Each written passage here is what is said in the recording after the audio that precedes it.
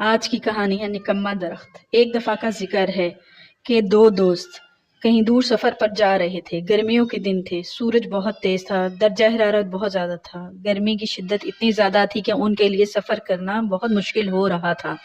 وہ ادھر ادھر جگہ تلاش کر رہے تھے کہ کہیں ان کو چھاؤں نظر آ جائے۔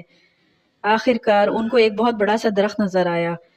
وہ بہت گرم دن تھا، جس کی وجہ سے وہ اس درخت کے پاس گئے۔ یہ درخت بالکل سادہ تھا، اس کی شاخوں پر نہ تو پھول کھلتے تھے اور نہ ہی پھل لگتے تھے۔ اس کی لکڑی بھی ایسی نہ تھی کہ اس سے کوئی چیز بنائی جا سکتی۔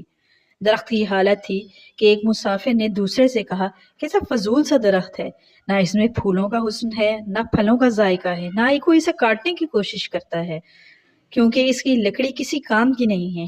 یہاں تو شہد کی مکھیاں بھی اپنا چھتہ نہیں لگائیں گی۔